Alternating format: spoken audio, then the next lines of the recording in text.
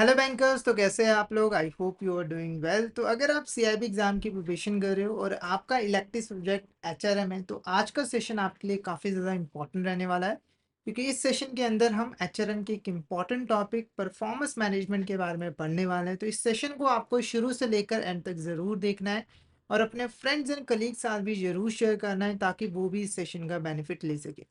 अब फटाफट से बिना किसी देरी के आज के सेशन को स्टार्ट करते हैं। तो सबसे पहले हम परफॉर्मेंस मैनेजमेंट का मीनिंग समझते हैं कि परफॉर्मेंस मैनेजमेंट होता क्या है और इसे क्यों यूज़ किया जाता है। तो देखो, किसी भी ऑर्गेनाइजेशन की ग्रोथ के अंदर उसके एम्प्लॉयज़ का बहुत इंपॉर्टेंट रोल होता है। अगर ऑर्गेनाइजेशन के जो एम्प्लॉयज़ हैं, उनकी परफॉर्मेंस अच्छी रहती है, तो ऑर्गेनाइजेशन की ग्रोथ होगी, अदरवाइज़ ग्रोथ नहीं होगी। इसीलिए हर ऑर्गेनाइजेशन चाहती है कि उनके एम्प्लॉयज़ की परफॉर्मेंस अच्छी हो और समय के साथ और ज़्यादा इम्प्रूव हो, ताकि ऑर्गेनाइजेशन की ग्रोथ भी हो सके।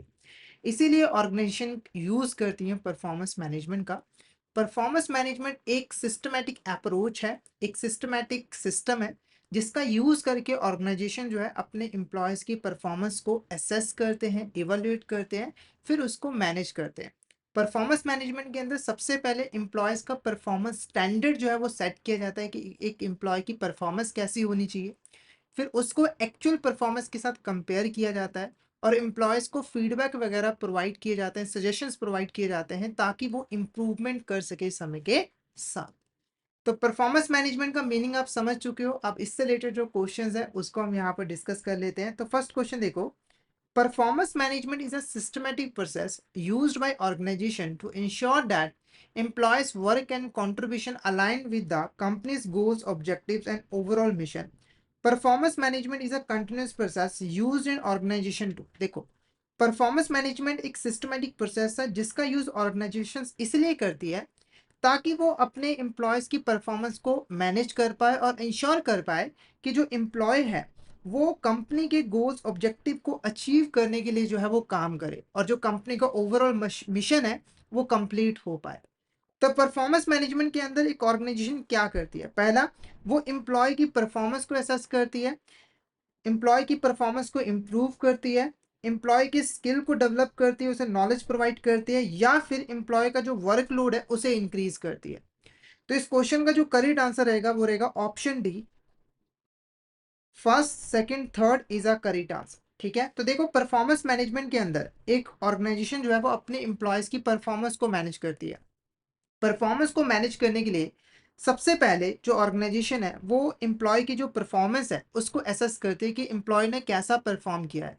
फिर उसको फीडबैक दिए जाते हैं, ताकि अगर उसकी परफॉर्मेंस को में कोई कमी रह गई हो तो एम्प्लॉय उस फीडबैक की हेल्प से उसे इम्प्रूव कर पाए और फ्यूचर में उसकी परफॉर्मेंस अच्छी हो पाए। साथ के साथ अगर एम्प्लॉय को ट्रेनिंग प्रोवाइड करने की ज़रूरत है, उसकी स्किल को डेवलप करने की ज़रूरत है, तो उसे भी डेवलप जो है वो किया जाता है। ठीक है, बाकी एम्प्लॉय का वर्कलोड इंक्रीज करना ये ऑब्जेक्टिव नहीं होता है परफॉर्मेंस मैनेजमेंट का। तो ऑप्शन डी आपका करेक्ट आंसर जो है वो रहेगा। नेक्स्ट बात करते हैं, which of the following is not a की एक्टिविटी इन परफॉर्मेंस मैनेजमेंट। तो परफॉर्मेंस मैनेजमेंट के अंदर बहुत सारी एक्टिविटीज जो है वो परफॉर्म की जाती है, तो कौन सी एक्टिविटी परफॉर्मेंस मैनेजमेंट के अंदर नहीं आती है, वो क्वेश्चन पूछ रहा है। पहला, setting clear measurable performance goals. तो ये तो एक इंपॉर्टेंट एक्टिविटी है। परफॉर्मेंस मैनेजमेंट की स्टार्टिंग ही इस एक्टिविटी से होती है, जहां पर हम परफॉर्मेंस गोल सेट करते हैं कि एम्प्लॉय की परफॉर्मेंस कैसी होनी चाहिए। जैसे मान के चलिए, एक यहाँ पर पर्सन है, वो एक मशीन को ऑपरेट करता है, तो कंपनी ने डिसाइड किया कि इस मशीन से कम एक दिन के अंदर 800 यूनिट जो है वो प्रोड्यूस होने चाहिए। तो ये बेसिकली हमने परफॉर्मेंस गोल जो है वो सेट किया कि ए पर्सन का परफॉर्मेंस ऐसा होना चाहिए। उसके बाद हम रेगुलरली बेसिस पे परफॉर्मेंस रिव्यू करते रहते हैं एम्प्लॉयज का, और देखते हैं कि एम्प्लॉय की एक्चुअल परफॉर्मेंस कैसी रही है। ठीक है, तो ये भी एक इंपॉर्टेंट एक्टिविटी है। उसके बाद एम्प्लॉय एक्टिविटीज को माइक्रो मैनेजिंग करना डेली बेसिस के ऊपर, तो ये एक्टिविटी नहीं होती है। यानी कि हम डेली बेसिस के ऊपर एम्प्लॉय की जो एक्टिविटीज है उसको मॉनिटर नहीं करते हैं। ये परफॉर्मेंस मैनेजमेंट का हिस्सा नहीं होता है, क्योंकि इससे तो एम्प्लॉय की परफॉर्मेंस खराब ही होती है। उसके बाद providing constructive feedback and development opportunities, ये एक इंपॉर्टेंट एक्टिविटी है जहां पर हम कंस्ट्रक्टिव फीडबैक प्रोवाइड करते हैं, डेवलपमेंट अपॉर्चुनिटीज जो है वो प्रोवाइड करते हैं। तो ऑप्शन सी आपका यहाँ पर करेक्ट आंसर जो है वो रहेगा। ये आपकी की एक्टिविटी नहीं होती है परफॉर्मेंस मैनेजमेंट के अंदर। उसके बाद देखो which of the following is not a advantage of effective performance management. अगर एक ऑर्गेनाइजेशन इफेक्टिव तरीके से परफॉर्मेंस मैनेजमेंट करती है तो उसे बहुत सारे एडवांटेजेस मिलते हैं। तो इसमें से कौन सा एडवांटेज नहीं है? पहला है एम्प्लॉय की जो इंगेजमेंट है, मोटिवेशन है, वो इंक्रीज होता है। तो एक बहुत बड़ा एडवांटेज है जो कि ऑर्गेनाइजेशन को मिलता है इफेक्टिव परफॉर्मेंस मैनेजमेंट करने के ऊपर। देखो जब हम अच्छे तरीके से परफॉर्मेंस को मैनेज करते हैं ना, तो एक एम्प्लॉय का जो इंगेजमेंट है अपने जॉब के साथ वो इम्प्रूव होता है, यानी कि उसको अपना काम पसंद आने लग जाता है और वो मोटिवेट होकर काम करता है। और जब वो मोटिवेट होकर काम करता है, 100% देता है, तो उसकी प्रोडक्टिविटी और एफिशिएंसी इंक्रीज होती है। तो ये भी एक एडवांटेज है। और जब उसकी प्रोडक्टिविटी एफिशिएंसी इंक्रीज होती है, वो जॉब के साथ अच्छा फील कर रहा होता है, तो उसका टर्नओवर भी कम हो जाता है, एब्सेंटिज्म भी कम हो जाता है। तो ये भी एक एडवांटेज है। वर्कलोड एम्प्लॉय के ऊपर इंक्रीज हो जाता है, ये गलत है। क्योंकि देखो जब हम इफेक्टिव तरीके से परफॉर्मेंस मैनेजमेंट करते हैं ना, तो जो वर्कलोड होता है एम्प्लॉयज के ऊपर, जेन्युइन वर्कलोड, उसे हम कम कर पाते हैं, उसे हम रिड्यूस जो है वो कर पाते हैं। ठीक है, तो करेक्ट आंसर क्या रहेगा? Option D is the correct answer. ये आपका एडवांटेज नहीं है इफेक्टिव परफॉर्मेंस मैनेजमेंट का। नेक्स्ट बात करते हैं, the performance management cycle consist of 4 stages: plan, do, review and revise. Which of this statement is not correct regarding these stages? देखो आपका जो परफॉर्मेंस मैनेजमेंट साइकिल होता है उसके अंदर 4 स्टेजेस होते हैं: plan, do, review and revise, जिसके अंदर वेरियस एक्टिविटीज को परफॉर्म किया जाता है। तो इसमें से कौन सी स्टेटमेंट है जो कि इन स्टेजेस की रिगार्डिंग करेक्ट नहीं है? पहला देखो, प्लान स्टेज के अंदर हम गोल्स को सेट करते हैं, हम अपने एक्शंस को प्रोटाइज करते हैं कि कौन कौन सी हमारी प्रायोरिटी है, हम कौन कौन से एक्शंस लेने वाले हैं। फिर यहाँ पर इंप्रूवमेंट करने के लिए प्लान्स वगैरह बनाए जाते हैं। तो ये बिल्कुल करेक्ट है, क्योंकि इसके अंदर ना हम परफॉर्मेंस मैनेजमेंट के लिए प्लान बनाते हैं कि एम्प्लॉयज की परफॉर्मेंस कैसी रहनी चाहिए, उसे हम कैसे यहाँ पर मैनेज करेंगे, ठीक है, और कैसे हम परफॉर्मेंस को इम्प्रूव कर सकते हैं। उसके बाद डू, डू के अंदर जो भी हमने प्लान्स बनाए हैं उसको हम इम्प्लीमेंट करते हैं, जो भी रिस्क है उसको मैनेज करते हैं और अपने गोल्स को अचीव करते हैं। तो ये भी बिल्कुल करेक्ट है। रिव्यू के अंदर हम बेसिकली इफेक्टिवनेस चेक करते हैं, फीडबैक लेते हैं और अंडरस्टैंड करते हैं कि हमारे जो प्लान्स थे वो कितने इफेक्टिव रहे और उनका क्या इम्पैक्ट पड़ा एम्प्लॉय की परफॉर्मेंस के ऊपर। तो ये भी बिल्कुल करेक्ट है। रिवाइज के अंदर हम बेसिकली जो एग्जिस्टिंग प्लान्स हैं उनको ही यहाँ पर फॉलो करते हैं और किसी भी तरह के चेंजेस नहीं करते हैं। तो ये गलत है, क्योंकि देखो रिवाइज फेज के अंदर ना जो भी कंडीशंस चेंज हुई होती हैं, जो भी हमने सीखा होता है प्रीवियस एक्सपीरियंस से, उसके अकॉर्डिंग हम अपने प्लान्स के अंदर चेंजेस ले आते हैं, ताकि हम चेंजिंग कंडीशंस के अंदर खुद को अडेप्ट कर पाए, ठीक है, खुद को ढाल पाए। तो ये यहाँ पर गलत होगा। तो ये 4 स्टेजेस क्या है? पहले के अंदर हम प्लान करते हैं, दूसरे के अंदर हम प्लान को इंप्लीमेंट करते हैं, तीसरे के अंदर रिव्यू करते हैं कि प्लान काम कर रहा है कि नहीं कर रहा है, चौथे के अंदर अगर प्लान काम नहीं कर रहा होता है तो उसके अंदर हम चेंजेस वगैरह जो है वो करते हैं। इसलिए ऑप्शन डी आपका करेक्ट आंसर रहेगा। नेक्स्ट क्वेश्चन देखो, what is the primary purpose of performance appraisal system? तो ये जो परफॉर्मेंस अप्रेजल सिस्टम होता है उसका प्राइमरी पर्पस क्या होता है? देखो परफॉर्मेंस अप्रेजल एक ऐसी प्रोसेस होती है जिसके अंदर हम एक एम्प्लॉय की परफॉर्मेंस को इवेल्युएट करते हैं कि एक एम्प्लॉय की परफॉर्मेंस जो है वो कैसी रही। और परफॉर्मेंस अप्रेजल का जो प्राइमरी पर्पस होता है वो यही होता है कि किसी भी एम्प्लॉय की जो परफॉर्मेंस है उसको असेस किया जाए, इवेल्युएट किया जाए और देखा जाए कि एम्प्लॉय अच्छे तरीके से परफॉर्म कर रहा है कि नहीं कर रहा है, ठीक है, और उसकी परफॉर्मेंस को मैनेज भी किया जाए। तो ऑप्शन सी इस क्वेश्चन का करेक्ट आंसर रहेगा। ये सीधा ही मैं आपको बता दे रहा हूँ। परफॉर्मेंस अप्रेजल का मेन पर्पस होता है हमारे जो एम्प्लॉय है उसकी जॉब परफॉर्मेंस को असेस करना, इवेल्युएट करना और मैनेज करना। तो ऑप्शन सी आपका करेक्ट आंसर रहेगा। बाकी देखिए, to determine employees salaries and bonuses only, तो इसके लिए नहीं किया जाता है। हालांकि इसके लिए किया जरूर जाता है, पर सिर्फ इसके लिए किया जाता है वो करेक्ट नहीं है। उसके बाद एम्प्लॉयज को डिसिप्लिन करना अगर उनकी पुअर परफॉर्मेंस रहती है तो ये आपका आता है। उसके बाद to assign more work to high performing employees, यानी कि जो हाई परफॉर्मिंग एम्प्लॉयज है उनको मोर वर्क प्रोवाइड करना, तो ये नहीं आता। ऑप्शन सी आपका यहाँ पर करेक्ट आंसर का जो प्राइमरी पर्पज है परफॉर्मेंस अप्रेजल का वो है ऑप्शन सी, कि हमें एम्प्लॉय की परफॉर्मेंस को असेस करना, इवेल्युएट करना और मैनेज करना है, ठीक है। अब हम यहाँ पर बात करेंगे परफॉर्मेंस अप्रेजल की प्रोसेस क्या रहती है, इसको हम थोड़ा सा डिटेल में यहाँ पर डिस्कस करेंगे। तो देखो इसके अंदर वेरियस स्टेप्स हैं। पहला स्टेप होता है परफॉर्मेंस अप्रेजल प्रोसेस का कि हमें यहाँ पर परफॉर्मेंस स्टैंडर्ड जो है वो इस्टेब्लिश करने हैं, ठीक है। तो जब हम यहाँ पर जॉब को डिजाइन कर रहे होते हैं तो वहां पर हमें कुछ परफॉर्मेंस स्टैंडर्ड जो है वो डेवलप करने होते हैं कि इस पोजीशन पे रहकर किसी एम्प्लॉय की परफॉर्मेंस क्या रहनी चाहिए, उसे कितना परफॉर्म करना पड़ेगा, उसकी प्रोडक्टिविटी क्या रहेगी। फिर उसके बाद ये जो परफॉर्मेंस स्टैंडर्ड्स हैं यानी कि परफॉर्मेंस एक्सपेक्टेशंस है, इन्हें कंसर्न एम्प्लॉय को कम्युनिकेट भी करना होता है कि हमने आपके लिए स्टैंडर्ड फिक्स किया है कि आपको इतने प्रोडक्ट जो है वो बनाने हैं। फिर उसके बाद जैसे ही एम्प्लॉय काम करना स्टार्ट कर देता है, उसकी जो एक्चुअल परफॉर्मेंस है उसको मेजर किया जाता है, जिसके लिए हम पर्सनल ऑब्जर्वेशन दिख करते हैं, यानी कि पर्सनली ऑब्जर्व करते हैं कि उसकी परफॉर्मेंस कैसी रही है। स्टैटिस्टिकल रिपोर्ट का यूज करते हैं, ऑरल और रिटर्न रिपोर्ट्स का भी यूज करते हैं। फिर उसके बाद ये जो एक्चुअल परफॉर्मेंस होती है उसको स्टैंडर्ड्स के साथ कंपेयर करते हैं, जिससे कि हम ये पता लगा पाते हैं कि कहाँ कहाँ पे एम्प्लॉय की परफॉर्मेंस अच्छी नहीं रही है और कहाँ कहाँ पे हम इम्प्रूवमेंट कर सकते हैं, ग्रोथ का पोटेंशियल है। उसके बाद ये जो अप्रेजल आपने किया उसको एम्प्लॉय के साथ डिस्कस किया जाता है कि आपके ये एरियाज है जहां पर आपकी परफॉर्मेंस अच्छी नहीं रही है, ये आपके वीक स्पॉट्स एंड डिफिकल्टीज है जिनको आपको इंप्रूव करना है। साथ ही साथ अगर कोई पॉजिटिव आउटकम आया तो उसके बारे में भी बताना है। और उसके बाद इनिशिएटिव करेक्टिव एक्शन को इनिशिएट करना होता है, यानी कि जो भी वीक स्पॉट यहाँ पर फाइंड आउट किए जाते हैं उनके लिए करेक्टिव एक्शन लिया जाता है, जैसे कि कोचिंग, काउंसलिंग, ट्रेनिंग का यूज किया जाता है ताकि एम्प्लॉय की डेवलपमेंट जो है वो की जा सके। तो ये आपका पूरा का पूरा यहाँ पर प्रोसेस होता है परफॉर्मेंस अप्रेजल का। तो आई होप आपको यहाँ पे जो परफॉर्मेंस मैनेजमेंट है और जो परफॉर्मेंस अप्रेजल है वो अच्छे तरीके से यहाँ पर क्लियर जो है वो हो गया होगा। अगर आपको यहाँ तक क्वेश्चंस के अंदर कोई भी डाउट आता है तो आप चैट बॉक्स में मैसेज करके पूछ सकते हो, और क्लियर हो गया तो एक बार मैसेज करके जरूर बता दीजिएगा कि आपको यहाँ तक क्लियर हो गया है। नेक्स्ट बात करते हैं, the overall objective of performance appraisal is to improve the efficiency of the organisation, the specific objective of the system serve. देखो, परफॉर्मेंस अप्रेजल का जो ओवरऑल ऑब्जेक्टिव है वो ये है कि ऑर्गेनाइजेशन की एफिशिएंसी को इंप्रूव करना है। और ऑर्गेनाइजेशन की एफिशिएंसी कैसे इंप्रूव होगी? अगर हम उसके एम्प्लॉयज की एफिशिएंसी को इंक्रीज कर देते हैं, इंप्रूव कर देते हैं। हालांकि इसके कुछ स्पेसिफिक ऑब्जेक्टिव्स भी होते हैं। वो क्या होते हैं? पहला, to enable the organisation to maintain a inventory of quality and skills of people, identify, meet their training needs. ठीक है, तो ये एक इंपॉर्टेंट ऑब्जेक्टिव होता है परफॉर्मेंस अप्रेजल का, कि जो ऑर्गेनाइजेशन है वो अपने पास टैलेंटेड एम्प्लॉयज को रख पाए, क्योंकि जो टैलेंटेड एम्प्लॉयज हैं जिनके पास स्किल्स हैं वही अच्छे तरीके से काम कर सकते हैं, उनकी परफॉर्मेंस अच्छी रहेगी। साथ के साथ अगर कोई ट्रेनिंग नीड्स है, अगर कोई स्किल की कमी है तो उसको भी हम फाइंड आउट जो है वो कर पाते हैं। ठीक है, उसके बाद determine the performance link increments and provide data for promotion transfer, ये भी करेक्ट है।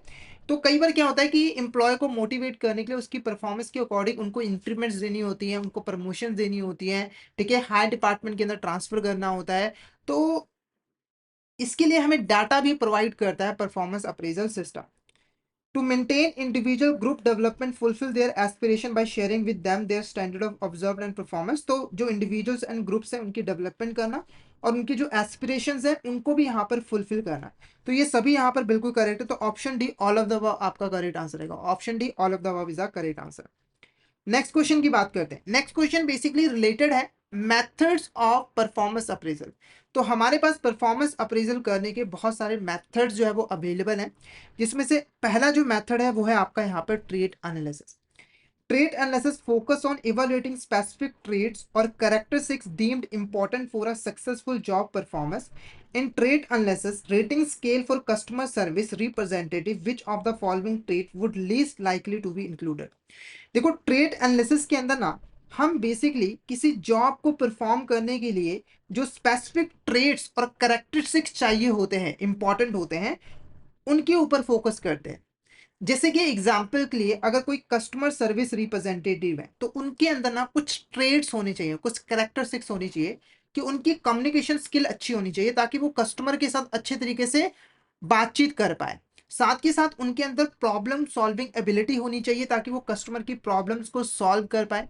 और साथ के साथ उनके अंदर टीम के साथ में मिलकर काम करने की भी एबिलिटी जो है वो होनी चाहिए। ठीक है, तो ये कुछ स्पेसिफिक ट्रेड्स हैं, कैरेक्टरिस्टिक्स हैं, जिनका होना ज़रूरी है किसी भी एम्प्लॉय के अंदर, अगर वो जॉब को अच्छे तरीके से परफॉर्म करना चाहता है। तो ट्रेड एनालिसिस के अंदर हम यही देखते हैं कि ये जो कैरेक्टरिस्टिक्स है वो किसी एम्प्लॉय के अंदर है या फिर नहीं है।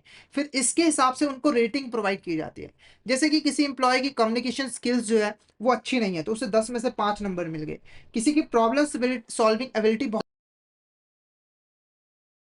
ट्रेड्स देखे जाते हैं और लास्ट में एक रेटिंग जो है वो प्रोवाइड की जाती है, और उससे हमें पता लगता है कि एम्प्लॉय की परफॉर्मेंस कैसी रही है। जैसे अगर किसी एम्प्लॉय का एवरेज स्कोर 9 आया तो उसकी परफॉर्मेंस अच्छी रही है, किसी का अगर 3 आया तो उसकी परफॉर्मेंस अच्छी नहीं रही है। अब क्वेश्चन पूछ रहा था कि एक कस्टमर सर्विस रिप्रेजेंटेटिव के अंदर कौन कौन से ट्रेड्स होने चाहिए वैसे क्वेश्चन पूछ रहा है कि कौन सा ट्रेड्स नहीं भी होगा तो वो चल जाएगा। Technical knowledge of the company product, तो देखो ये एक ऐसा ट्रेट है जिसकी जिसके ऊपर ज्यादा फोकस नहीं किया जाता है जब हम किसी कस्टमर सर्विस रिप्रेजेंटेटिव की परफॉर्मेंस को इवेल्युएट कर रहे होते हैं। क्योंकि देखो कस्टमर सर्विस रिप्रेजेंटेटिव को कंपनी के प्रोडक्ट की टेक्निकल नॉलेज होना जरूरी नहीं है। उन्हें कस्टमर को टेक्निकल एस्पेक्ट के बारे में नहीं बताना होता है, सिर्फ उसे जो मेजर चीजें होती है प्रोडक्ट के बारे में वही बतानी होती है। तो ये बहुत कम इसके ऊपर फोकस किया जाता है इस ट्रेड के ऊपर। उसके बाद ability to handle difficult customer situation, तो ये तो बहुत इंपॉर्टेंट ट्रेड है।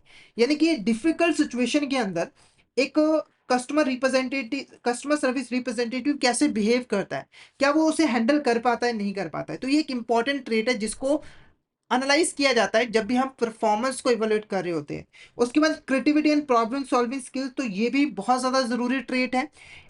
उसके बाद एंथुसिज्म और पॉजिटिव एटीट्यूड, तो ये भी एक इंपॉर्टेंट ट्रेट है। तो option A is a correct answer. ठीक है, तो कंक्लूड करूं तो देखो कस्टमर सर्विस रिप्रेजेंटेटिव का जब हम ट्रेट एनालिसिस करते हैं तो वहां पर ये एक ऐसा ट्रेट है जिसके ऊपर हम बहुत कम फोकस करते हैं। बाकी ये तीनों इंपॉर्टेंट ट्रेड्स हैं जो कि किसी कस्टमर सर्विस रिप्रेजेंटेटिव के अंदर जो है वो होने चाहिए। तो ऑप्शन ए आपका करेक्ट आंसर रहेगा।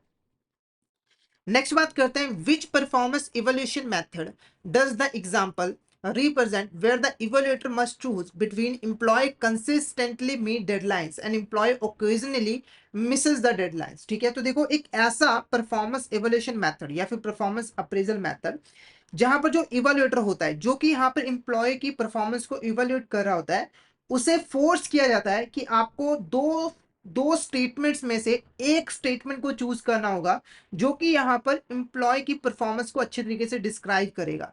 जैसे यहाँ पर दो स्टेटमेंट्स है कि जो एम्प्लॉय है वो अपने डेडलाइन को कंसिस्टेंटली मीट कर रहे हैं, और दूसरी स्टेटमेंट है कि जो एम्प्लॉय है वो कभी कभी अपने डेडलाइन को मिस कर रहे हैं। तो यहाँ पर जो इवैल्यूएटर है उसको इन दोनों स्टेटमेंट में से एक स्टेटमेंट जो है वो चूज करनी पड़ेगी, और वही स्टेटमेंट एम्प्लॉय की परफॉर्मेंस को इवैल्यूएट जो है वो करेगा, एम्प्लॉय की परफॉर्मेंस के बारे में हमें बताएगा।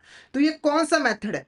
Trait analysis, force choice method, force distribution method, या फिर पेन पोर्ट्रेट?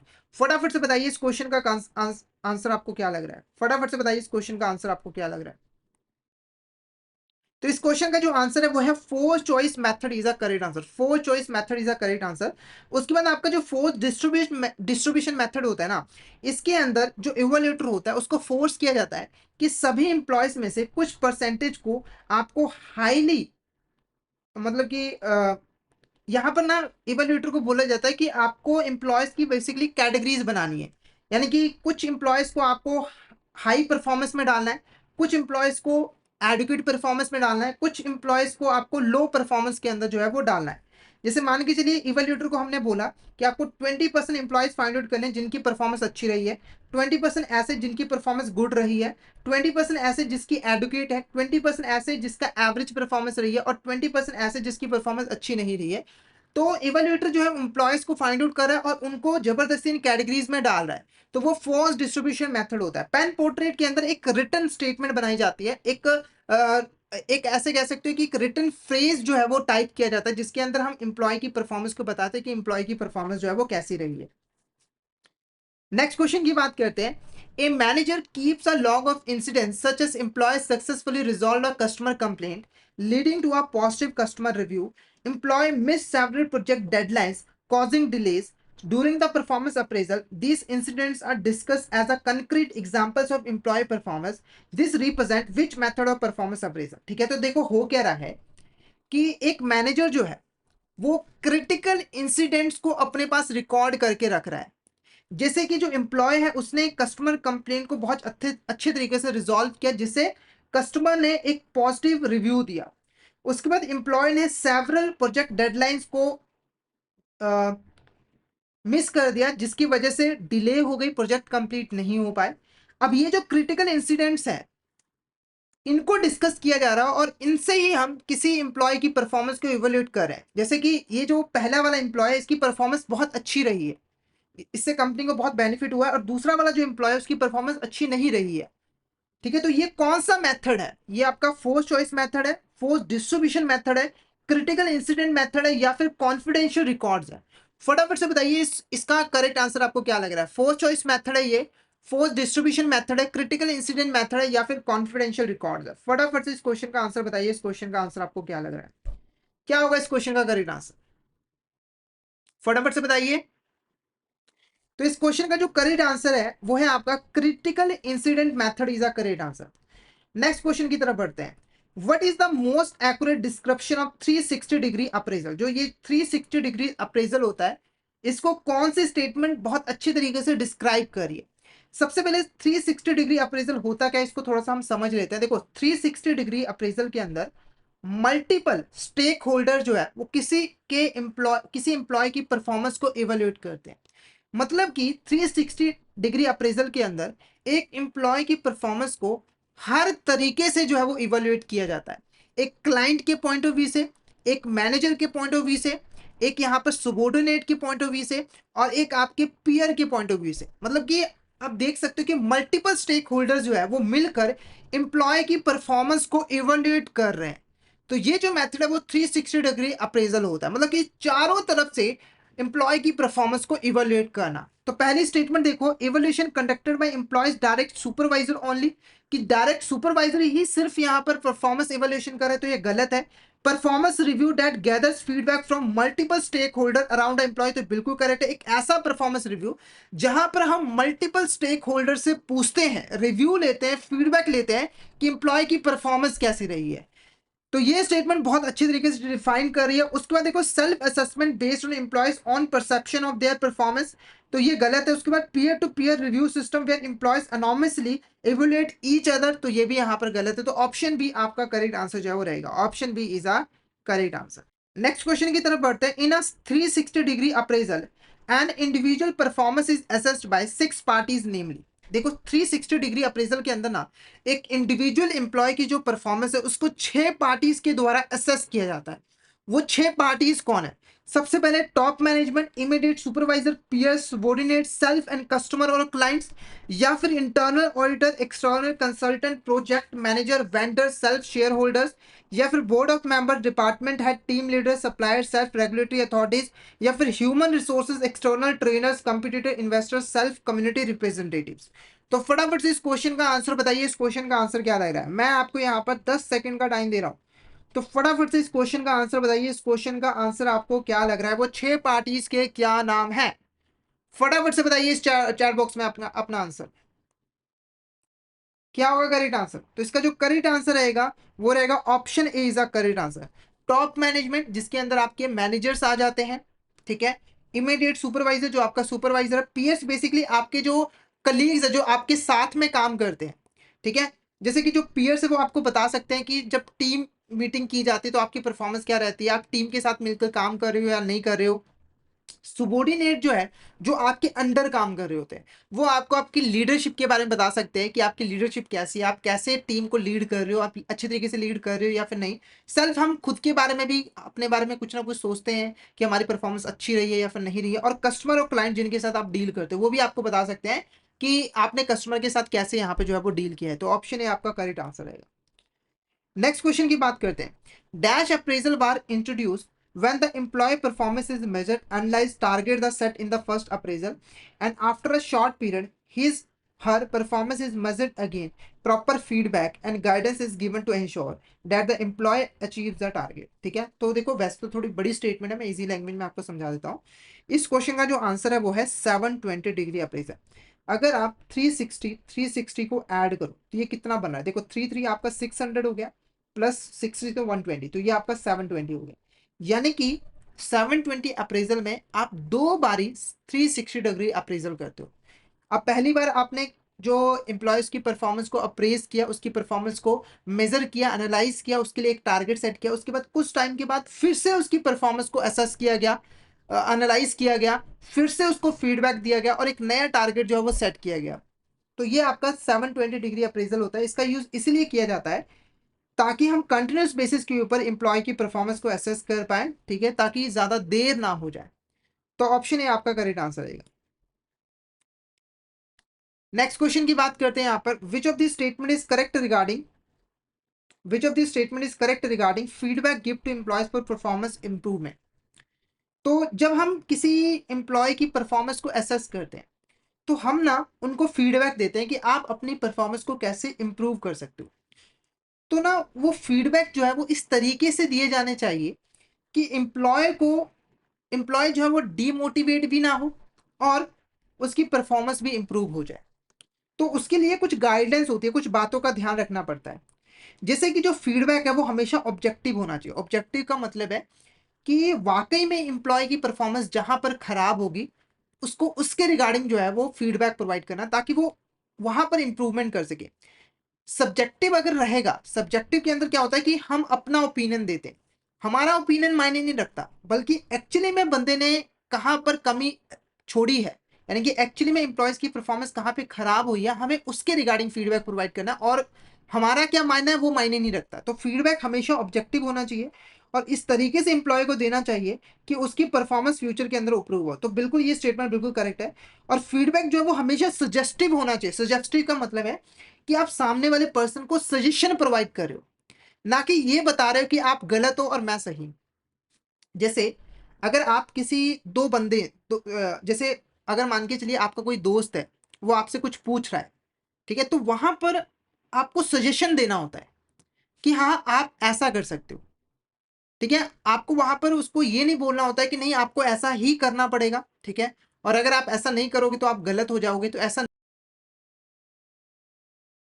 आपको सजेशन प्रोवाइड करना है कि आप यहाँ-यहाँ पर इम्प्रूवमेंट कर सकते हैं। साथ के साथ उसको ट्रेनिंग और डेवलपमेंट के बारे में भी बताना है कि आप यहाँ पर ट्रेनिंग करोगे तो और बेहतर हो जाओगे।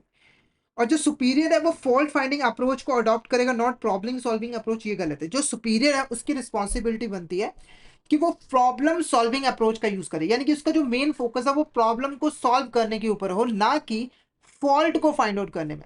कई सुपरवाइज़र क्या होता है कि वो सामने वाले बंदे के फ़ॉल्ट को ही फाइंड आउट करते रहते हैं कि तूने ये गलती की, तूने ये गलती की, तेरे को ये ऐसे करना चाहिए था। पर नहीं, ऐसा नहीं करना है। हाँ, बंदा है, उससे गलतियाँ हो गई। आपने सिर्फ़ उसको बताना है कि ये जो गलतियाँ हैं वो आगे से ना हो, और इसके लिए आप ये काम कर सकते हो, ताकि प्रॉब्लम को आप सॉल्व कर पाओ। तो ये स्टेटमेंट जो है वो गलत है। उसके बाद aim to improve the performance of appraisal, not to criticise them, ये भी करेक्ट है कि जो फीडबैक आप प्रोवाइड कर रहे हो ना, उसका एम है कि आपको एम्प्लॉय की परफॉर्मेंस को इम्प्रूव करना है, ना कि उसे क्रिटिसाइज करना है। यानी कि उसको नीचा नहीं दिखाना है, बल्कि उसे बताना है कि आप यहाँ-यहाँ पर लैग कर रहे हो, इसको इम्प्रूव कर लीजिए ताकि आपकी परफॉर्मेंस ओवरऑल इम्प्रूव हो जाए। तो इस क्वेश्चन का जो करेक्ट आंसर रहेगा, वो रहेगा यहाँ पर first, second and fourth is the correct answer, क्योंकि तीसरी स्टेटमेंट जो है वो फीडबैक के रिगार्डिंग करेक्ट नहीं है। तो ऑप्शन ए आपका करेक्ट आंसर रहेगा। नेक्स्ट क्वेश्चन की बात करते हैं। Competence refers to possession of knowledge, skill, abilities, qualities needed to perform a particular task, function, role effectively. what does what is core competence? सबसे पहले अगर हम competence की बात करें, competence क्या होती है? देखो, कोई भी काम हो उसको करने के लिए कुछ स्किल्स की जरूरत पड़ती है, कुछ क्वालिटीज की जरूरत पड़ती है। जैसे कि एग्जाम्पल के लिए कस्टमर सर्विस रिप्रेजेंटेटिव है, तो उसको अपना काम करने के लिए उसके अंदर कुछ स्किल्स होनी चाहिए। जैसे कि उसकी कम्युनिकेशन स्किल्स अच्छी होनी चाहिए, प्रॉब्लम सॉल्विंग एबिलिटी उसके अंदर होनी चाहिए, ठीक है? साथ के साथ लीडरशिप क्वालिटीज उसके अंदर जो है वो होनी चाहिए। और जब ये सारी क्वालिटीज उसके अंदर हैं, तो हम कहेंगे कि उसके पास कॉम्पिटेंस है, यानी कि किसी काम को करने की जो स्किल्स हैं वो उसके पास है, यानी कि वो इस काम को अच्छे तरीके से परफॉर्म जो है वो कर पाएगा। जैसे नॉर्मली देखो, बैंक की एग्जांपल देता हूँ। तो हम जब बैंक जाते हैं तो सामने जो कैशियर बैठा होता है, तो हम मान के चलते हैं कि कैशियर को अपना काम करना आता है, यानी कि उसको जो स्किल्स की जरूरत है वो स्किल्स उसके पास है। तभी तो हम उसके ऊपर भरोसा करके अपने पैसे को उसे दे देते हैं, डिपॉजिट करवा देते हैं। तो ऐसे ही एक ऑर्गेनाइजेशन के अंदर एक जो एम्प्लॉय है, उसकी वो भी कॉम्पिटेंट होना चाहिए, यानी कि उसके अंदर भी वो स्किल्स होनी चाहिए जो कि उस काम को करने के लिए जरूरी है। अब क्वेश्चन जो है वो पूछ रहा था कि कोर कॉम्पिटेंस यहाँ पर क्या होता है। तो ऑप्शन ए कह रहा है कोर कॉम्पिटेंस बेसिकली कंपनी की कुछ यूनिक स्ट्रेंथ होते हैं, यूनिक स्किल होती है, टेक्नोलॉजी होती है जो कि उसे अपने कंपटीटर से अलग करती है और उनको एक कंपटीटिव एडवांटेज भी प्रोवाइड करती है, जिससे कंपनी की लॉन्ग टर्म के अंदर ग्रोथ होती है। तो ये स्टेटमेंट बिल्कुल यहाँ पर जो है वो करेक्ट है। जैसे देखो, हर बड़ी कंपनी को उठा लो, चाहे गूगल उठा लो, चाहे आप माइक्रोसॉफ्ट उठा लो, चाहे आप इन्फोसिस उठा लो, कोई भी उठा लो, तो इनकी ना कुछ खासियत है, और वो जो खासियत है वो उनको बाकियों से अलग करती है, ठीक है? और वो खासियत इनको ग्रो करने में भी जो है वो हेल्प करती है। तो वो जो खासियत है, वो जो क्वालिटी है, वो जो टेक्नोलॉजी है, उसको ही हम कोर कंपिटेंस जो है वो कहते हैं। बाकी ऑप्शन देख लो, ये कंपनी की ऑर्डिनरी कैपेबिलिटीज होती है, एवरेज स्किल्स होती हैं जो कि कंपिटिटर के ऑफरिंग को मिमिक करती है और कंपिटिटिव एडवांटेज को हिंडर करती है, रोकती है और लॉन्ग टर्म सक्सेस को भी रोकती है, तो ये गलत है।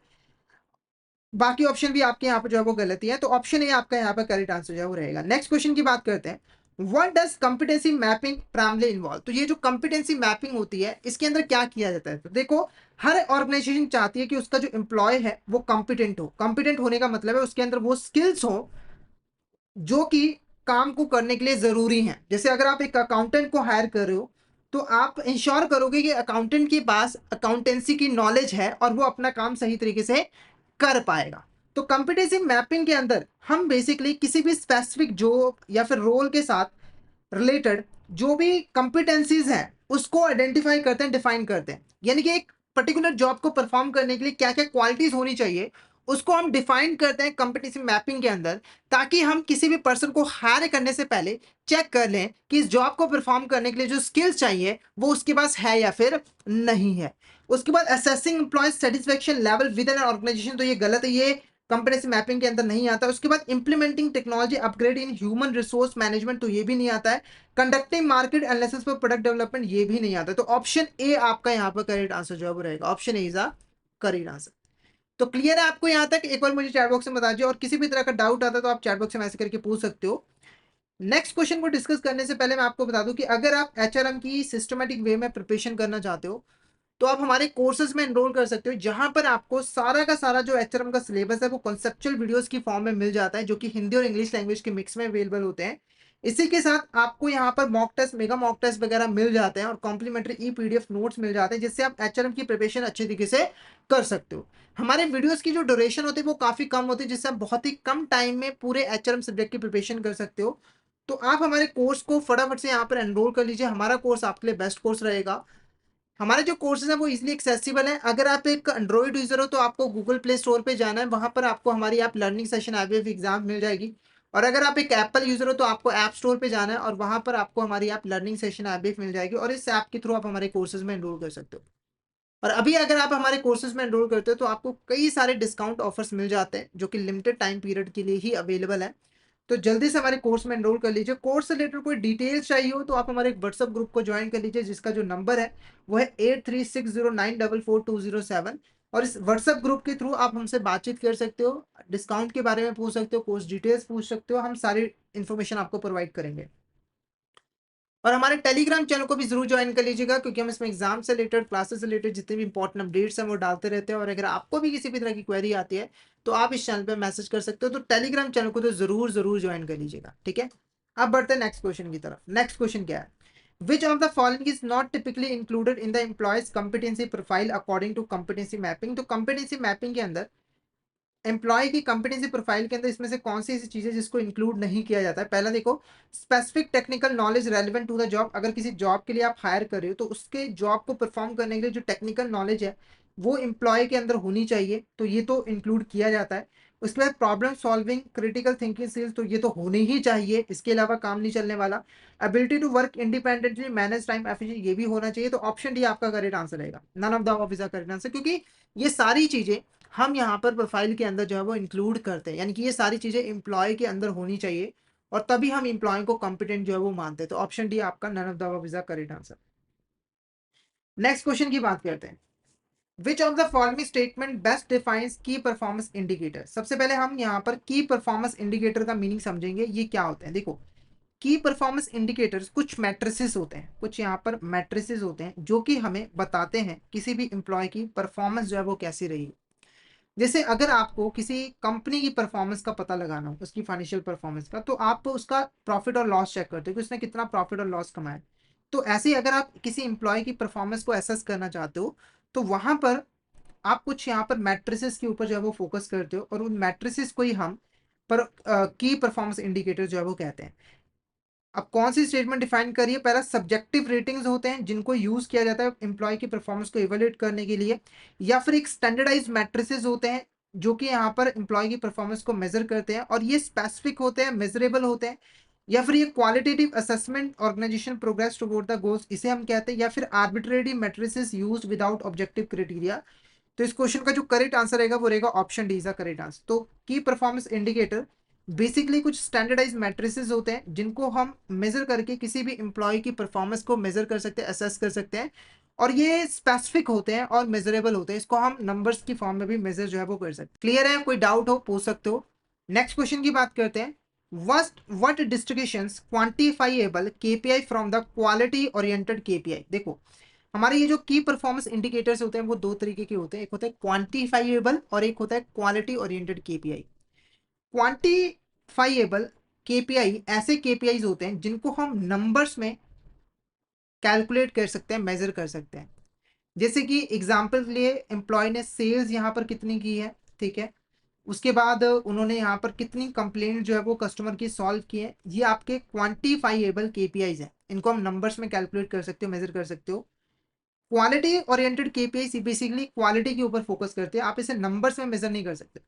जैसे कि प्रोडक्ट की क्वालिटी क्या है, एम्प्लॉय की एक्सीलेंस क्या है, ये आपके क्वालिटी ओरिएंटेड केपीआईज के अंदर आ जाते हैं। तो क्या इन्हें एक दूसरे से अलग करता है? पहला देखो, क्वांटिफाइएबल केपीआई जो है वो कस्टमर सेटिस्फेक्शन के ऊपर फोकस करते हैं, वाइल क्वालिटी ओरिएंटेड केपीआई जो है वो फाइनेंशियल परफॉर्मेंस को मेजर करते हैं। ये गलत है क्योंकि ये उल्टा है। क्वांटिफाइएबल फाइनेंशियल परफॉर्मेंस को मेजर करते हैं और क्वालिटी ओरिएंटेड केपीआई जो है कस्टमर सेटिस्फेक्शन को मेजर करते हैं। Quantify KPI are objective and measurable numbers और स्पेसिफिक यूनिट्स, बिल्कुल करेक्ट है। उसके बाद while quality oriented KPI assess excellence in the product and processes, तो ये ऑप्शन भी आपको सही लग रहा है। तीसरी ऑप्शन भी देख लीजिए, quantifiable KPI purely qualitative while quality oriented KPI quantitative, तो ये गलत है। Quantitative KPIs are subjective, vary by department, while quality oriented KPI standardize across the organisation, तो ये भी गलत है। तो ऑप्शन भी आपका यहाँ पे करेक्ट आंसर जो है वो रहेगा, option B is the correct answer. ठीक है, अब बढ़ते हैं नेक्स्ट क्वेश्चन की तरफ। नेक्स्ट क्वेश्चन देखो, which of the following best defines conflict in the workplace. तो वर्क प्लेस के अंदर कंफ्लिक्ट का क्या मतलब होता है? तो देखो, जब एम्प्लॉयज या फिर ग्रुप ऑफ एम्प्लॉयज के बीच में किसी बात को लेकर डिसएग्रीमेंट हो जाए, डिस्प्यूट हो जाए, तो उसी को हम कंफ्लिक्ट कहते हैं। जैसे एक मान के चलिए कि एक ए पर्सन है और यहाँ पर बी पर्सन है, ठीक है, दोनों साथ में मिलकर एक टास्क को कंप्लीट कर रहे हैं, ठीक है। अब दोनों के बीच में डिस्प्यूट हो गया है, ए को लगता है कि जो एक्स मेथड है उससे हम इस टास्क को जल्दी कंप्लीट कर पाएंगे और बी को लगता है वाई मेथड से जल्दी कंप्लीट कर पाएंगे, और ये आपस में लड़ रहे हैं, डिस्प्यूट हो रहा है, तो इसी को हम यहाँ पर कंफ्लिक्ट कहते हैं। ठीक है, तो पहली स्टेटमेंट, एक कंप्लीट एब्सेंस ऑफ डिसएग्रीमेंट और डिवर्स ओपिनियन, तो ये कंफ्लिक्ट नहीं है। A harmonious collaborative environment with no friction, तो ये भी गलत है। Disagreement dispute differences that arise between individual and groups, तो ऑप्शन सी सही लग रहा है। Management decisions imposed on employees without any discussion, तो ये गलत है, option C is the correct answer. तो जो आपके इंडिविजुअल्स हैं और जो ग्रुप्स हैं उनके बीच में जो भी डिसएग्रीमेंट्स होते हैं, डिस्प्यूट्स होते हैं, डिफरेंसेस होते हैं, उन्हीं को हम कंफ्लिक्ट कहते हैं। तो ऑप्शन सी आपका करेक्ट आंसर रहेगा, option C is the correct answer. उसके बाद देखो, which of the following is a common factor contributing to conflict in the workplace. तो वर्क प्लेस के अंदर कंफ्लिक्ट को कंट्रीब्यूट करने के लिए कॉमन फैक्टर क्या होते हैं, मतलब कि एक वर्क प्लेस के अंदर किन फैक्टर्स की वजह से कंफ्लिक्ट अराइज होता है। सबसे पहले, differences personalities goals values working style. देखो, हमारे जो एम्प्लॉयज हैं किसी भी ऑर्गेनाइजेशन के अंदर वो डिफरेंट डिफरेंट लोकेशन से आते हैं। जैसे कोई साउथ से आता है, कोई नॉर्थ से आता है, कोई विलेज एरिया से आता है, कोई शहरी इलाके से आता है। तो उनकी जो पर्सनैलिटी होती है, गोल्स होते हैं, वैल्यूज होते हैं, वर्किंग स्टाइल होते हैं, वो एक दूसरे से बिल्कुल डिफर करते हैं, जिनकी वजह से डिस्प्यूट होता है। उसके बाद ना, lack of communication and misunderstanding, देखो ये मेरे ख्याल से मेन रीजन है। देखो, पर्सनैलिटीज गोल्स वैल्यूज डिफर कर रही है, वो तो है, वो तो होगा ही होगा, पर जो मेन रीजन होता है कॉन्फ्लिक्ट का वो होता है लैक ऑफ कम्युनिकेशन। जब आप एक दूसरे से बातचीत नहीं करते हो ना, मिसअंडरस्टैंडिंग होती है और उसकी वजह से कन्फ्लिक्ट अराइज होता है। देखो, बड़े बड़े जो मसले हैं वो कभी भी युद्ध से सॉल्व नहीं होते, वॉर से सॉल्व नहीं हो पाते। क्यों? क्योंकि वॉर के अंदर तो लड़ाई झगड़ा हो रहा है ना, वहां पर एक दूसरे की बात को सुना नहीं जा रहा है। और जब वॉर से लोग थक जाते हैं तो वो बातचीत करते हैं। क्यों? क्योंकि कम्युनिकेशन करने से, बातचीत करने से बड़े मसले सॉल्व हो जाते हैं। तो अगर आपका वर्किंग स्टाइल डिफर है, वैल्यूज डिफर करते हैं, कोई बात नहीं, पर अगर आप साथ में बैठ के एक दूसरे की बात को सुनते हो, एक दूसरे की फीलिंग्स को समझते हो, एक दूसरे की वैल्यूज का सम्मान करते हो, तो कन्फ्लिक्ट होगा ही नहीं। ठीक है, उसके बाद है कंपटीशन फॉर रिसोर्सेज और रिकॉग्निशन, ये भी एक रीजन है। पर देखो, ये आप ऐसा कहिए कि जैसे किसी पर्सन को दूसरे पर्सन से जलन हो गया, जैसे देखो एक पर्सन है वो चाहता है कि मेरी प्रमोशन हो, दूसरा पर्सन चाहता है कि मेरी प्रमोशन हो, वो एक दूसरे से लड़ रहे हैं, एक दूसरे को सही साबित करने की कोशिश करे, पर ये सही तरीका नहीं है, ये सही तरीका नहीं है। जैसे मैं आपको एग्जांपल देता हूँ कि एक गेम थी कॉलेज के अंदर, जब मैं पढ़ता था, ग्रेजुएशन कर रहा था, तो वहां पर क्या हुआ, एक आदमी आया, उसने 10 लोगों को पकड़ा और उसे बोला कि उनको एक-एक गुब्बारा फुलाकर जो है वो दे दिया और उनको बोला कि लास्ट में जिसके पास गुब्बारा बच गया वो जीत जाएगा, ठीक है? अब देखो उनके पास ऑप्शन थी कि वो 10 के 10 साथ में जीत सकते थे, क्योंकि उसने ये नहीं बोला था कि कितने लोग जीतेंगे। पर उन्होंने क्या किया, उन्होंने एक दूसरे से आगे निकलने की कोशिश की बिना सोचे समझे, और उन्होंने एक दूसरे के गुब्बारे को फोड़ने की कोशिश की, और लास्ट में कोई भी नहीं जीता, क्योंकि सबने सबके गुब्बारे फोड़ दिए, क्योंकि एक पर्टिकुलर टाइम पीरियड दिया गया था 10 मिनट का, तो उसमें सभी ने फोड़ दिए, तो कोई भी नहीं जीता। तो यहाँ पर जब रिसोर्सेज के लिए कंपटीशन होता है, रिकॉग्निशन के लिए, तो इसकी वजह से कन्फ्लिक्ट तो अराइज होता है, पर वो सही कन्फ्लिक्ट नहीं है, मतलब कि वो आप कह सकते हो कि वैलिड कन्फ्लिक्ट जो है वो नहीं है। यहाँ पर वैलिड कन्फ्लिक्ट हो सकता है, पर ये सही तरीका यहाँ पर नहीं है। अगर इसकी वजह से कन्फ्लिक्ट हो रहा है तो कहीं ना कहीं आप में कोई कमी है। उसके बाद clear communication, strong team cohesion, तो ये तो बेसिकली देखो कन्फ्लिक्ट को कम करते हैं, ये कन्फ्लिक्ट को बढ़ाते नहीं है बल्कि कन्फ्लिक्ट को कम करते हैं। तो इस क्वेश्चन का करेक्ट आंसर रहेगा option B. First second third आपका करेक्ट आंसर जो है वो रहेगा। क्लियर है? नेक्स्ट क्वेश्चन की बात करते हैं। Value systems are fundamental beliefs and principle that guide our thought, decision, actions. They shape how we view the world and interact with others. When people hold different values, conflict can arise, especially if those values clash specific situation. Which of these scenario best demonstrate conflicting arising from difference in value system? जैसे यहाँ पर देखो एक reason है ना कि value system में अगर वैल्यूज के अंदर डिफरेंस है तो उसकी वजह से कंफ्लिक्ट आ रहा ही होता है। ये जो वैल्यू सिस्टम होता है ना, ये फंडामेंटल बिलीव्स होते हैं किसी भी पर्सन के, और इन वैल्यूज से ही एक पर्सन जो है वो वर्ल्ड को देखता है, दूसरों के साथ इंटरेक्ट करता है और सही गलत का डिसीजन लेता है। ठीक है, अब देखो वैल्यू में डिफरेंट आने की वजह से कंफ्लिक्ट अराइज होते हैं, तो कौन सी ये सिचुएशन है जो कि अच्छे तरीके से डेमोन्स्ट्रेट करेगी कि जो कंफ्लिक्ट अराइज हुआ है वो वैल्यू सिस्टम के अंदर डिफरेंस की वजह से हुआ है।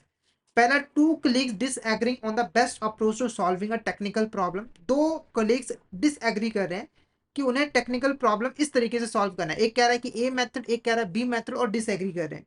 या फिर employee objecting to a company policy based on their religious belief, तो जो एम्प्लॉय है वो कंपनी पॉलिसी को ऑब्जेक्ट कर रहा है रिलीजियस बिहेव के केसेस के ऊपर, या फिर जो मैनेजर है वो एम्प्लॉय को क्रिटिसाइज कर रहा है टू कैजुअली होकर ऑर्गेनाइजेशन में आने के लिए, या फिर एक टीम जो है वो स्ट्रगल कर रही है reached a consensus due to opposing opinion on project priorities. तो इसका जो करेक्ट आंसर रहेगा वो ऑप्शन बी रहेगा। यहाँ पर एक पर्सन रिलीजियस बिलीफ की वजह से कंपनी की पॉलिसी को ऑब्जेक्ट कर रहा है, तो कंपनी के साथ उसका ये जो डिस्प्यूट हो रहा है वो वैल्यू सिस्टम में डिफरेंस आने की वजह से हो रहा है, तो ऑप्शन बी आपका करेक्ट आंसर रहेगा। नेक्स्ट क्वेश्चन देखो हमारा क्या है। Dash C conflict as a natural and potentially positive for growth and innovation when address constructively, it is not always negative और इजीली एलिमिनेटेड।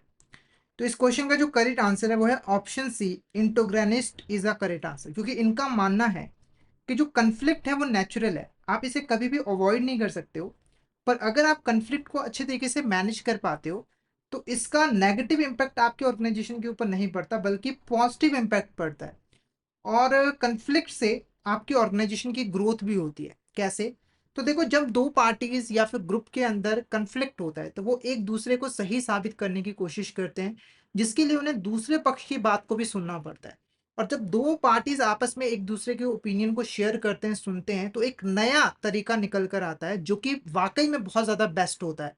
ठीक है, तो इससे इनोवेशन भी जो बढ़ता है। तो इंटेग्रनिस्ट इज द करेक्ट आंसर। जो ट्रेडिशनलिस्ट है वो कन्फ्लिक्ट को नेगेटिव मानते हैं, यानी कि वो मानते हैं कि जो कन्फ्लिक्ट है उसका हमेशा ऑर्गेनाइजेशन के ऊपर नेगेटिव इम्पैक्ट ही पड़ता है, और इसे हमें यहाँ पर अवॉइड करने की जो है वो ज़रूरत होती है। किसी भी कीमत पे हमें यहाँ पर इसे अवॉइड जो है वो करना चाहिए, ताकि ऑर्गेनाइजेशन के ऊपर नेगेटिव इम्पैक्ट जो है वो ना पड़े। उसके बाद ये जो ह्यूमन रिलेशन एक्सपर्ट्स होते हैं ये भी मानते हैं कि जो कन्फ्लिक्ट है वो पॉजिटिव होता है ऑर्गेनाइजेशन के लिए। ठीक है, तो ये बेसिकली लोगों के बीच में अच्छे रिलेशनशिप बिल्ड करने के ऊपर जो है वो फोकस करते हैं। और ये मानते हैं कि हम कन्फ्लिक्ट को अवॉइड तो नहीं कर सकते पर उसे हम मैनेज जरूर जो है वो कर सकते हैं अच्छे तरीके से। तो यहाँ पर हमने परफॉर्मेंस मैनेजमेंट से रिलेटेड कुछ इंपॉर्टेंट क्वेश्चंस को जो है वहाँ पर डिस्कस किया है। तो आई होप ये वाले जो क्वेश्चंस हैं वो आपको अच्छे तरीके से क्लियर हो गए होंगे। अगर आपको किसी भी तरह का डाउट आता है तो आप चैट बॉक्स में मैसेज करके पूछ सकते हो, और अगर आपको क्लियर हो गए तो एक बार मैसेज करके ज़रूर बता दीजिएगा कि आपको यहाँ तक क्लियर हो गया। तो अगर हम यहाँ पर आज के लेक्चर को कंक्लूड करें, एक समरी प्रिपेयर करें, तो सबसे पहले हमने परफॉर्मेंस मैनेजमेंट का मीनिंग समझा था। परफॉर्मेंस मैनेजमेंट के अंदर एक ऑर्गेनाइजेशन जो है वो अपने एम्प्लॉयज़ की परफॉर्मेंस को मैनेज करती है, ताकि ये इंश्योर किया जा सके कि जो एम्प्लॉयज़ है वो कंपनी के ऑर्गेनाइजेशन के जो ओवरऑल ऑब्जेक्टिव है उनको अचीव करने के लिए जो है वो काम करे, ना कि अपने पर्सनल गोल को अचीव करने के लिए काम करे। यानी कि उनकी जो प्रायोरिटी है वो कंपनी के गोल्स जो है वो होने चाहिए, ठीक है। जिसके लिए ऑर्गेनाइजेशन जो है सबसे पहले एम्प्लॉयज़ की परफॉर्मेंस को असेस करती है, इवैल्यूएट करती है, फिर उसको एक्चुअल परफॉर्मेंस के साथ कंपेयर किया जाता है, जो भी आपका स्टैंडर्ड परफॉर्मेंस रहता है, और अगर कोई दिक्कत होती है तो उसके बारे में एम्प्लॉयज़ को बताया जाता है, उनको ट्रेनिंग प्रोवाइड की जाती है ताकि वो इम्प्रूवमेंट जो है वो कर सके। तो परफॉर्मेंस अप्रेजल करने के बहुत सारे यहाँ पर मेथड्स हैं। कुछ इंपॉर्टेंट मेथड्स हमने डिस्कस किए, जो कि आपके ट्रेड एनालिसिस आ गए, क्रिटिकल इंसिडेंट्स एनालिसिस यहाँ पर जो है वो आ गए हैं। ट्रेड एनालिसिस के अंदर हम जो किसी जॉब को परफॉर्म करने के जो इंपॉर्टेंट ट्रेड्स होते हैं, कैरेक्टरिस्टिक्स होते हैं, उनके ऊपर फोकस करते हैं, और उससे हम किसी एम्प्लॉय की परफॉर्मेंस को असेस करते हैं। क्रिटिकल इंसिडेंट के अंदर जो क्रिटिकल इंसिडेंट परफॉर्म करता है एम्प्लॉय, उसे रिकॉर्ड किया जाता है, फिर उसके हिसाब से पता लगाया जाता है कि एम्प्लॉय की परफॉर्मेंस कैसी रही है, अच्छी रही है या फिर बुरी रही है, ठीक है। उसके अलावा 360 डिग्री अप्रेजल, 720 डिग्री अप्रेजल, उसके बारे में हमने डिस्कस जो है वो कर लिया है। तो यहाँ पर मैं आपको बता दूं कि ये बेसिकली हमारी जो क्लास थी वो सीआईबी के इलेक्टिव सब्जेक्ट एचआरएम के रिगार्डिंग थी। आप सभी को पता होगा कि आपके यहाँ पर सीआईबी के अंदर एक इलेक्टिव सब्जेक्ट भी होता है, और उसमें सबसे ज़्यादा जो इजी सब्जेक्ट माना जाता है और ज़्यादातर स्टूडेंट जिस सब्जेक्ट को चूज़ करते हैं वो आपका एचआरएम ही है, और वाकई में काफ़ी ईजी है, सिंपल सी बातें हैं। तो अगर आप एचआरएम की प्रिपरेशन करना चाहते हो तो ये सेशन आपको बहुत बेनिफिट जो है वो पहुंचाएगा, और हम रेगुलरली बेसिस पे सीआईबी के जो इलेक्टिव सब्जेक्ट हैं उनके सेशंस हमारे यूट्यूब चैनल के ऊपर जो है वो लेकर आते रहेंगे। आपको बस इन सेशंस को अच्छे तरीके से जो है वो अटेंड करना रेगुलर बेसिस के ऊपर। इनको अटेंड करने के लिए सिर्फ आपको हमारे यूट्यूब चैनल को सब्सक्राइब करना है और नोटिफिकेशन बेल को दबाना है, ताकि आपको नेक्स्ट क्लासेस की जो नोटिफिकेशन है वो सबसे पहले जो है मिल सके। एचएम के अलावा हमारे जो बाकी के जो इलेक्टिव सब्जेक्ट्स हैं, जैसे कि आपके रूरल बैंकिंग हो गया, आपकी सेंट्रल बैंकिंग हो गया, ठीक है, आईटी एंड आईटी टेक्नोलॉजी हो गया, उसके रिगार्डिंग भी हम क्लासेस जो है वो लेकर आते रहेंगे, ठीक है। तो आज का सेशन जो है वो हम यहीं पे ओवर करते हैं। तो आई होप आज का सेशन आपको अच्छा लगा हो। अगर आज का सेशन अच्छा लगा हो तो सेशन को लाइक करना, हमारे चैनल को सब्सक्राइब करना, और शेयर जरूर करना अपने फ्रेंड्स के साथ, कलीग्स के साथ, ताकि वो भी इस सेशन का बेनिफिट जो है वो ले सके। क्योंकि देखो, लाइक एंड सब्सक्राइब आपके लिए फ्री है, पर हमारे लिए बहुत मायने जो है वो रखता है। तो लाइक एंड सब्सक्राइब जरूर कर देना, और कोर्सेज को जरूर एनरोल कर लेना, जहां पर आपको एचआरएम का पूरा सिलेबस कॉन्सेप्चुअल वीडियोस की फॉर्म में मिल जाता है। क्योंकि देखो, अगर आप एग्जाम को क्लियर करना चाहते हो तो सिर्फ इन क्लासेस से काम नहीं चलने वाला, आपको पूरा सिलेबस कवर करके जाना होगा, जिसके लिए हमारा कोर्स आपके लिए बहुत बढ़िया रहेगा। वहां पर सारा सिलेबस वीडियोस की फॉर्म में कवर किया हुआ है, जिनको आप आसानी से गो थ्रू करके प्रिपरेशन कर सकते हो। प्रैक्टिस के लिए आपको mock test, mega mock test मिल जाते हैं, और ई पीडीएफ नोट्स भी कॉम्प्लीमेंट्री मिल जाते हैं, जिससे आप आसानी से रिवीजन प्रैक्टिस वगैरह कर सकते हो। तो हमारा कोर्स आपके लिए बेस्ट कोर्स रहेगा। और कोर्स की डिटेल्स चाहिए तो इस व्हाट्सएप ग्रुप को पहले ज्वाइन कर लीजिए, जिसका नंबर है 8360944207, और इसके ऊपर हमें मैसेज कर दीजिएगा एचआरएम लिखकर सिलेबस डिटेल्स, तो हम आपको पूरा कोर्स की डिटेल जो है वो सेंड कर देंगे। अभी हमारे कोर्सेज के ऊपर काफ़ी ज़्यादा डिस्काउंट ऑफर्स भी चल रहे हैं, अप टू 82% तक का आपको डिस्काउंट मिल सकता है। तो जल्दी से हमारे कोर्स में एनरोल कर लीजिए, ताकि ये ऑफर आपके यहाँ से निकल ना जाए। और टेलीग्राम चैनल को भी जरूर ज्वाइन कर लीजिएगा, और कमेंट बॉक्स में भी मैसेज करके जरूर बताइएगा कि आज का सेशन आपको कैसा लगा। और अगर मेरा पढ़ाना आपको अच्छा लगता है तो उसके बारे में ज़रूर एक बार कमेंट बॉक्स में जो है लिख दीजिएगा, और मेरे कोर्स को भी ज़रूर एनरोल कर लीजिएगा, क्योंकि सारा एचआरएम मैंने ही जो है वो कवर करवाया है। ओके, तो आज का सेशन हम यहीं पे ओवर करते हैं। Thank you so much everyone.